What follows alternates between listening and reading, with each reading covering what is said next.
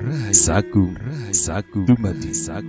Pada kesempatan kali ini akan melanjutkan cerita Krisnogo Sostro Sabu Intan bagian ke-18. Segera semua yang mendengar suara itu mengenal bahwa itulah suara Maharaja yang kuasanya terbentang meliputi seluruh hutan Mentau dan bagian-bagiannya. Ia adalah yang sangat ditakuti dengan namanya yang seram, Lowo Ijo. Bahkan kali ini suara tertawa itu sedemikian mengerikan, seperti memenuhi seluruh rimba dan mengepung mereka dari segala penjuru. Demikian hebatnya pengaruh suara tertawa itu, seperti mengguncang-guncang dada, sehingga arahnya pun tak dapat diketahui dari manakah sumber suara itu. Beberapa orang menjadi bingung dan ketakutan. Bahkan ada yang menjadi lemas dan hampir pingsan. Tidak ketinggalan, para pengawal pun segera nampak sangat cemas, sebab munculnya Lowo Ijo setelah beberapa lama lenyap itu adalah sangat tiba-tiba dan tak disangka-sangka. Maisa Jenar yang mempunyai telinga sangat tajam dengan seksama memperhatikan suara itu. Meskipun berlahan-lahan, akhirnya dapat diketahui dari manakah asalnya. Tetapi rupanya pemuda tampan itu pun bukan orang biasa. Pendengarannya ternyata sangat tajam. Untuk mengetahui arah suara itu, diangkatnya wajah. Meskipun tidak secepat Maisa Jenar, ia pun akhirnya dapat mengetahui sumber suara itu. Maka segera ia pun bersiaga menghadap ke arah suara itu sambil berteriak, "Hai Lowo Ijo, kau jangan main gila di hadapanku. Ayo keluarlah dari sarangmu. Apakah yang sebenarnya kau kehendaki dengan memperdengarkan suara tertawamu yang memuakan itu?" Mendengar seruan pemuda itu, semua orang, termasuk Maisa Jenar, menjadi bertanya-tanya dalam hati, siapakah dia yang telah berani menantang Lowo Ijo ini? Sementara itu, suara tertawa Lowo Ijo pun semakin lama semakin surut, dan akhirnya mereka dikejutkan oleh sebuah bayangan yang melayang turun dari dahan yang cukup tinggi, tetapi yang sama sekali tak diduga-duga, kecuali oleh Maisa Jenar dan pemuda tampan itu. Ternyata Lowo Ijo bertengger di atas dahan yang hanya berjarak tidak lebih dari 20 depa dengan mereka. Samar-samar oleh cahaya api yang masih menyala, tampaklah bahwa Lowo Ijo pun sebenarnya masih muda. Usianya tidak juga terpaut banyak dengan pemuda tampan itu maupun dengan Maisa Jenar. Tubuhnya kekar kuat, matanya hitam mengkilat, memancarkan sinar kekejaman dan kebengisan. Sedang di bawah hidungnya meletaklah kumis yang sangat lebat, hitam melintang menyeramkan. Meskipun pada saat itu Lowo Ijo tersenyum, tetapi senyumannya sama sekali tidak menambah manis wajahnya. Bahkan beberapa orang yang melihatnya menjadi gemetar ketakutan, seakan-akan melihat senyuman malaikat pencabut nyawa yang berhasil melakukan tugasnya dengan baik. Berlahan-lahan, setapak demi setapak, Lowo Ijo berjalan mendekati pemuda tampan itu. Di pinggangnya membelit kain berwarna putih dengan lukisan hijau di atasnya. Pastilah itu gambar yang menyeramkan.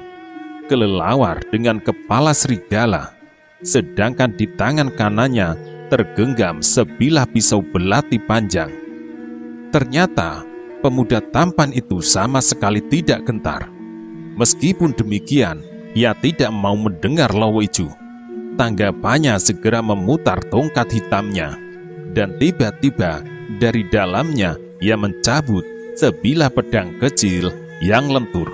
Melihat hal itu, Lowo Ijo tertawa. Tetapi kali ini tertawanya pendek. Lalu ia berkata, "Ular laut gila, kau jangan main gagah-gagahan di daerah ini." Mendengar kata-kata Lawu Ijo, sekali lagi Maesa Jenar terkejut. Inilah agaknya yang disebut samparan dengan panggilan ular laut yang memiliki wajah tampan dan bernama Joko Soka. Karena itulah, maka dengan enaknya ia dapat melawan 7 orang, bahkan lebih dari itu, dan dengan beraninya pula ia menantang Lawu Ijo, pikir Maesa Jenar.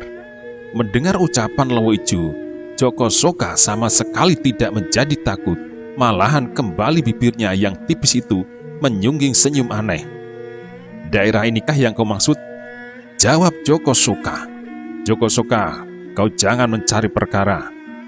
Kau tahu bahwa seluruh hutan Mentau dan bagian-bagiannya serta segala isinya adalah daerah wewenangku," sambung Lawu Ijo.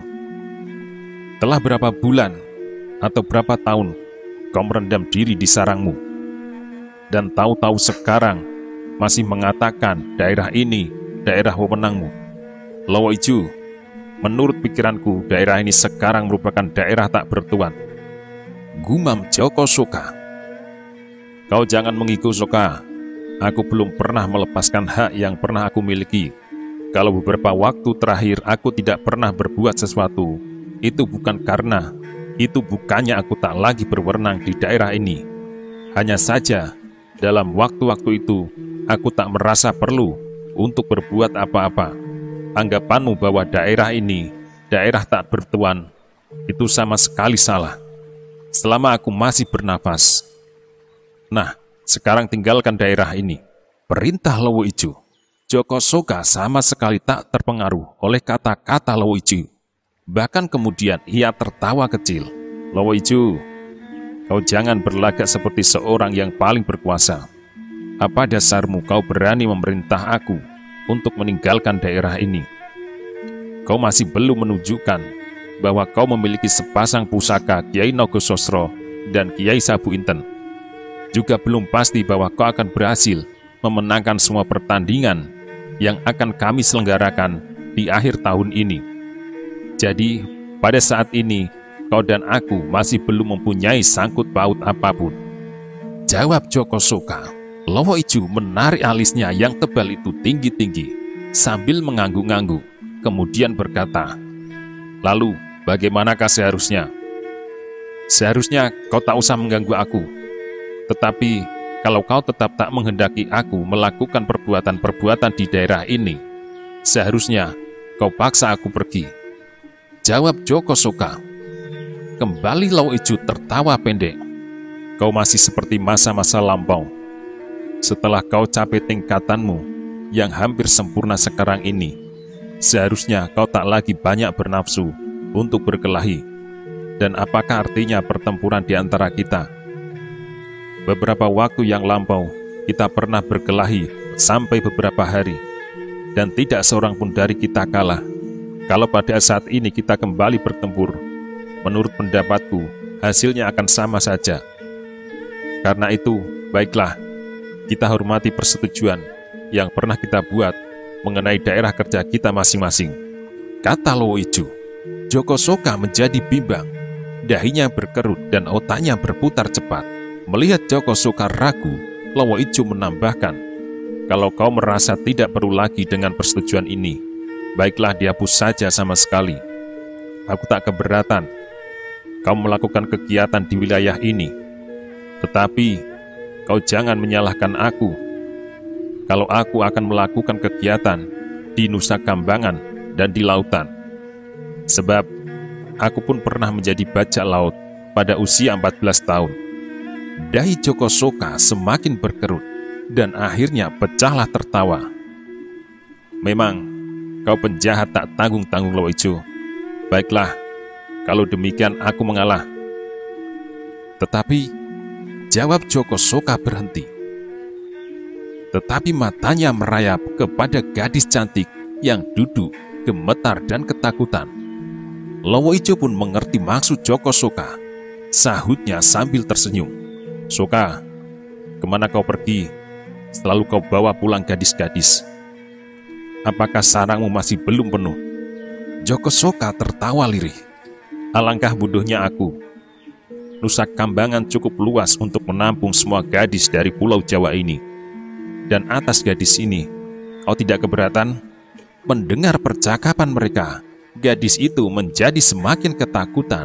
Tubuhnya menggigil dan keringat dingin telah membasahi tubuhnya. Sekarang, di hadapan kedua penjahat terkenal itu, rombongan yang berjumlah 10 orang dengan mereka yang telah tersadar dari pingsannya pun tidak mungkin dapat menghalangi maksud ular laut yang gila itu.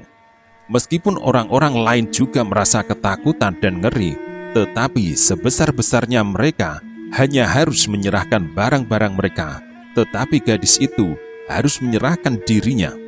Satu-satunya harapan baginya adalah kalau Lowo Ijo tetap pada pendiriannya, melarang Joko Soka berbuat sesuatu di daerah ini. Sebab Lowo Ijo sendiri menurut berita yang tersiar tak pernah menculik atau menghendaki seorang gadis. Tetapi alangkah kecewanya gadis itu. Bahkan hampir saja ia jatuh pingsan ketika didengarnya Lowo Ijo berkata sambil tertawa pendek, "Joko Soka, sebenarnya aku sama sekali tak mengubah pendirianku. Tetapi sebagai seorang sahabat, baiklah, aku hadiahkan gadis itu kepadamu. Aku sama sekali tak berkepentingan dengannya, sebab aku mempunyai kepentingan yang lain." Mendengar jawaban Lowo Ijo, Joko Soka menjadi gembira sekali. "Lowo Ijo, memang hanya itulah yang sebenarnya aku kehendaki dari rombongan ini.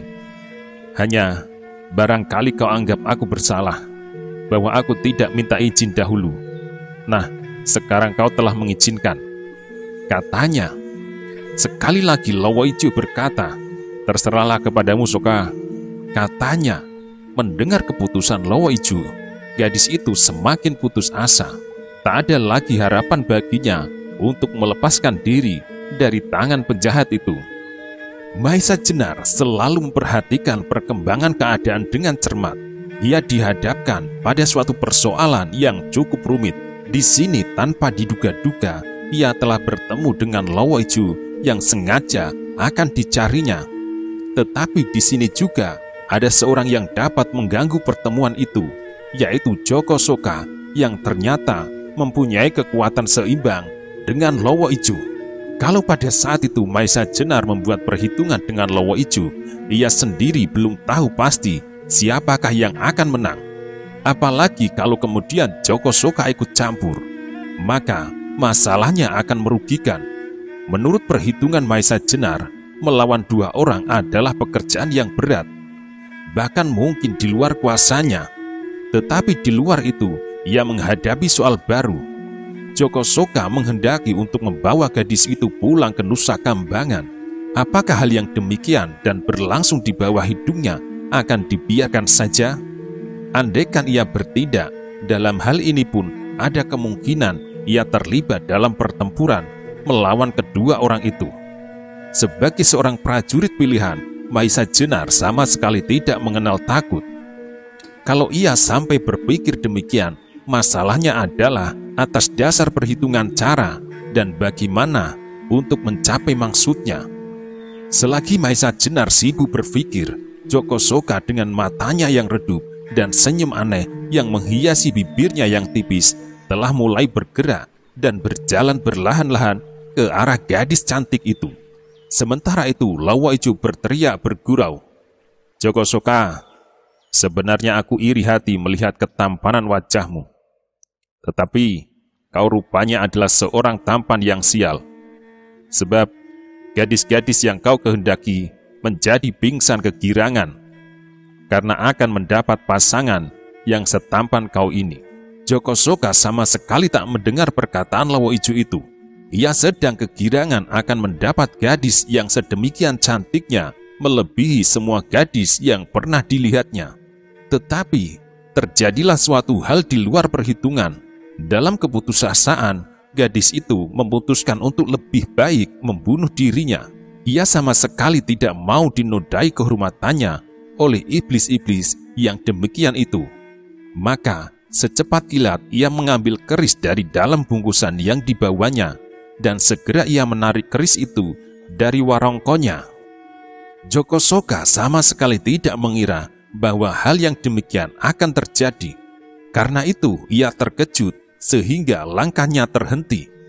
Ia masih belum tahu maksud yang sebenarnya gadis itu menarik keris.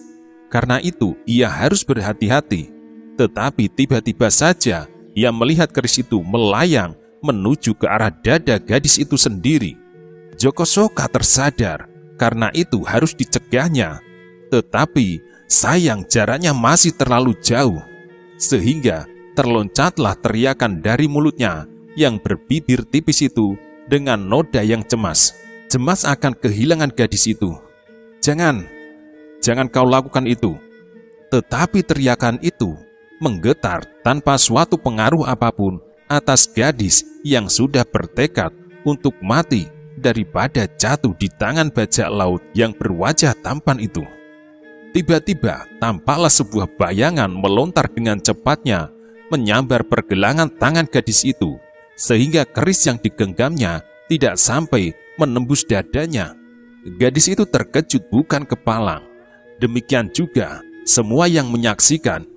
Bahkan Joko Soka dan Lowo Ijo pun menjadi terkejut dan heran melihat orang dapat bergerak demikian cepatnya. Itulah Maisa Jenar yang telah mencoba untuk menyelamatkan jiwa gadis itu. Dan sekaligus keris itu pun telah berpindah ke tangannya pula.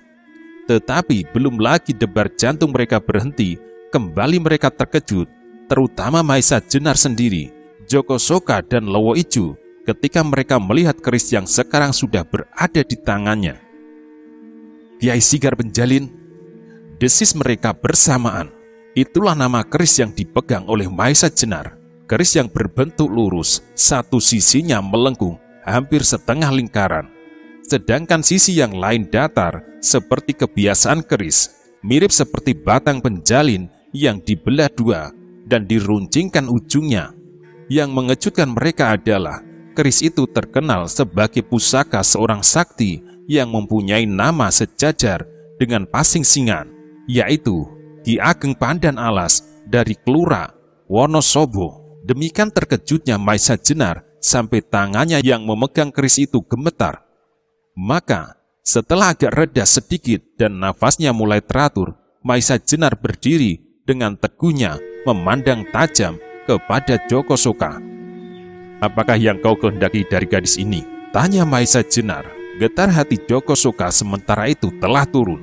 Tetapi sekarang otaknya dihinggapi oleh sesuatu pertanyaan. Perantau tolol itu kenapa tiba-tiba saja dapat berbuat sedemikian cepatnya sehingga jiwa gadis cantik itu tertolong? Selain itu, gadis itu ternyata memiliki keris Kiai Sigar Penjalin. Apakah hubungannya dengan Ki Ageng Pandan Alas? Joko Soka berpaling kepada Lowo Ijo untuk mendapat pertimbangan. Ternyata Lowo Ijo pun pada saat itu sedang berpikir keras. Ia memandang keris Sigar Penjalin.